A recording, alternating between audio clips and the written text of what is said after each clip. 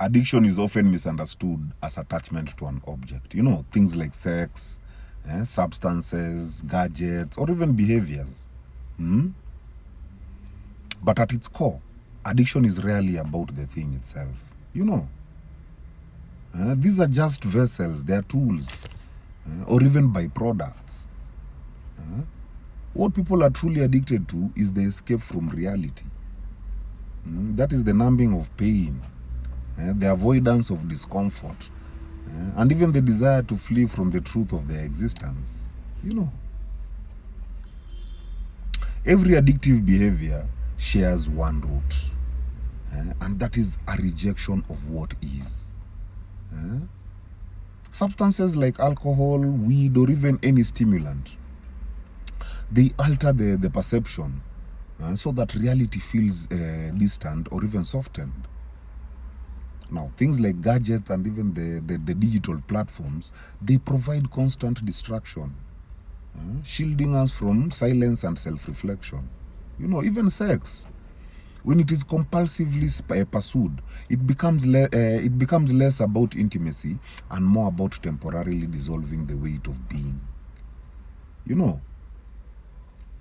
the object of addiction is merely the door. What lies behind the door is the real craving. And that is to escape the burden of self-awareness, to escape trauma or even unmet needs. You know, this is why addiction is so hard to break. And I even spoke about it in my earlier video about addiction, that the best way to deal with addiction is by replacing, not removing.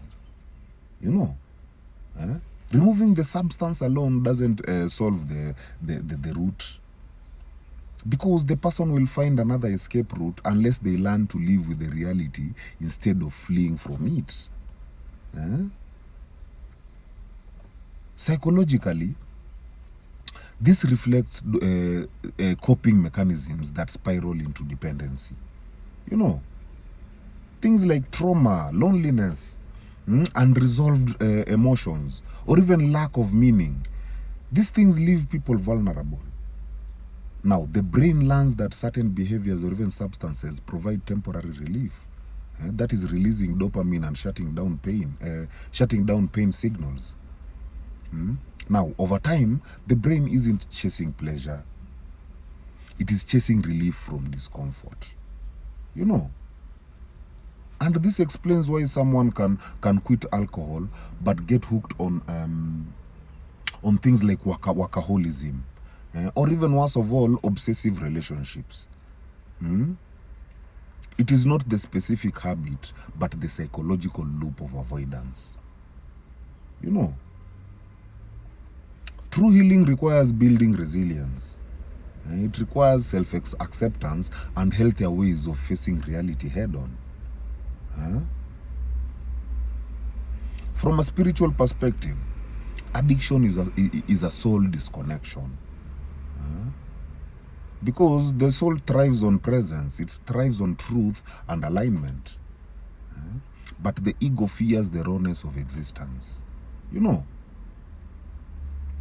addiction is the ego's attempt to silence the soul by drowning it in noise, drowning it in chemicals or even overstimulation. The path of healing is not about demonizing the byproducts.